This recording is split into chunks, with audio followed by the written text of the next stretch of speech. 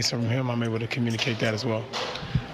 Preseason, I know you guys always want to win, but is there that kind of understanding that the more important things are kind of building blocks, right, and kind of stacking things and getting more into the system? Yeah, obviously want to win, but you want to take baby steps. It's a long year. We take some positives out of the game, and I think there's a lot of positives we can take from game to game, especially now. One, Toscano Anderson just told you to let us know. Or is that a thing with you guys, or was he referring to anything specific, Russ? Yeah. No, he just a thing between me and him, but he just wanted me to let y'all know who I am. You know what I'm saying? Where I'm from. That's about it.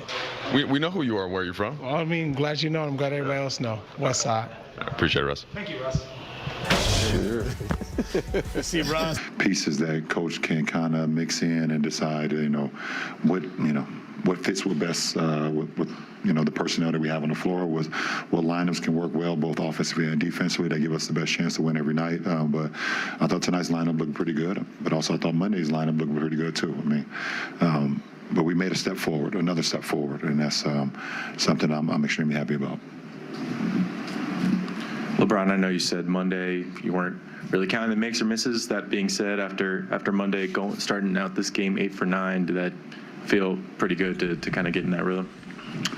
I think that's what the preseason is all about, trying to get into game shape and also getting a good rhythm. Getting your legs back underneath you, getting back up and down the floor, having bodies hit you, you hitting bodies, and, just getting that, that motion of what gameplay is all about. So for me to be in a rhythm, both offensively and defensively tonight, that benefited our team while I was out there. I thought that was beneficial to all of us. Were you able to catch Victor Wembanyama last night? I did.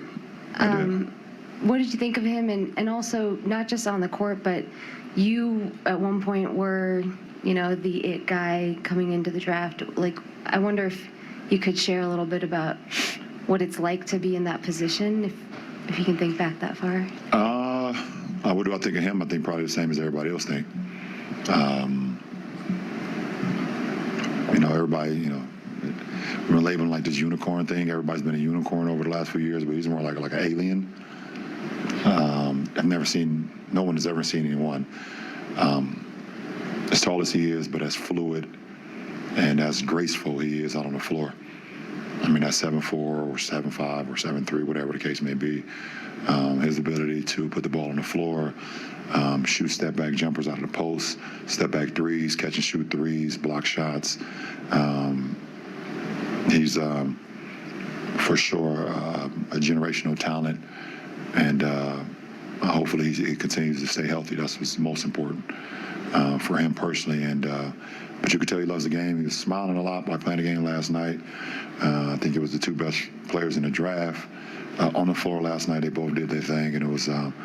But he's a big-time player, and Scooter's a big-time player as well. For me, what I went through, I thank God I didn't have social media.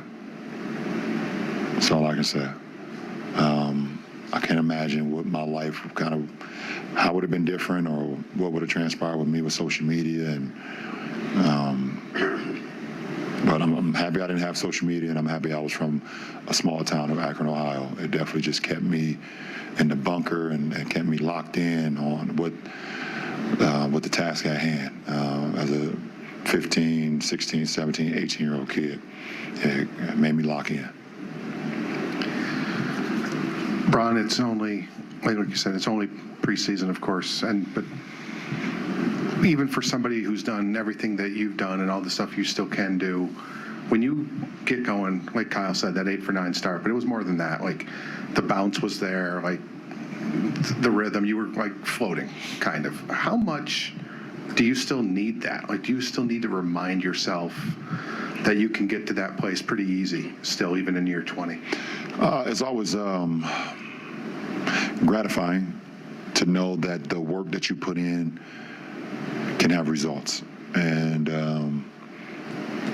I'm not a guy who's, you've known me for years, obviously, over 10 years now. I've just never been a person that just cheat the game. I've always put the work in throughout the whole off season to prepare myself for, the marathon. And whenever that marathon ends, I don't know. Hopefully it's until June. That's what I've always tried to prepare myself for. But it's always good when you can see the results of the work that you put in, and tonight was a byproduct of it. Last two. LeBron, here, I'm the local guy. You talked about wanting to have an NBA team in Las Vegas. You came here, I remember played against the Warriors, and tonight you get a lot of love. They love you out here. What's your thought of the atmosphere when you come out to Las Vegas and just, how the fans respond to you out here? Oh, it's wonderful. It's the best fan base in the world, and I would love to bring a team here at some point. That would be amazing. I know Adam is in Abu Dhabi right now, I believe. That's where they're at right now? Yeah, with the Bucks in Atlanta. So, but he probably sees every single interview and transcript that comes through from NBA players. So I want the team here, Adam. Thank you. Last question. Hey, LeBron. Austin Reeves got his first look in the starting lineup tonight, so I just want to get your thoughts on his play, how he fits with that group, and the jump he can make in year 2. Austin can fit in any group. Just a guy who plays extremely hard, plays well, doesn't make mistakes, always is in the right place at the right time, and he plays extremely hard. His IQ is very high, and so he fits in any group, and it's always good to be out on the floor with him. I love AR. He's just super duper cool. He don't do much of anything besides play ball, chill, and golf. And I will always be a fan of AR for the rest of his career. Hopefully, his career is a lot longer than what I got with my career. If I'm still playing and he's not playing, then that's a problem. But Rotations, you're expecting to be playing some, and then the end of the game group. But want to ask you about those first 2 groups, what you saw on both ends of the court. I saw a great deal of carryover from our film session we had this morning, our shoot around. A great improvement from game 1 to game 2 of the preseason, and just a focus to do the little things. And we pinpointed some stuff defensively, off the ball, in the pick and roll that we wanted to improve, and I thought we did that tonight. Just mixing up the groups again, wanting to see a small ball lineup. I thought it went well. LeBron is LeBron, and he caught fire a little bit in that first half, but I'm very pleased. Again, I just told my group we don't want to ever get accustomed to losing and get comfortable with losing, but this time of the year is it's not so much about the final score as it is about seeing that you're improving and your principles are being adopted and embraced and carried out, and I thought all of that happened today. You talked about on offense, the 4 out and the 1 in, and it seemed like the spacing was even improved from last game. Got Yes. angles. How do you see the players picking that up, and how does that evolve? Well, it's just running habits and opening up space and knowing that with guys like Russell and Bron and K. Nunn and Dennis when he gets here, like those guys attacking the paint and going hard toward the rim, the defense is going to have to collapse, or you're going to have multiple bodies trying to get in front of them and try to contest them at the rim. So it's going to open up. Like if you sacrifice and sprint to the corners, you're going to get a hell of a lot of corner threes attempts. And we feel comfortable in everybody on our team shooting those shots. So it's just a matter of sacrificing through habits in order to make the greater good for the team in terms of floor balance and having guys knowing that they attack, defense collapse, there's somebody waiting on them to receive the pass. Darvin, do you have an update on AD?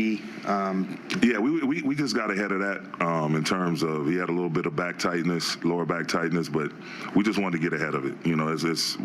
This thing is going to be a marathon, and we need him to be available and healthy, and so we're not going to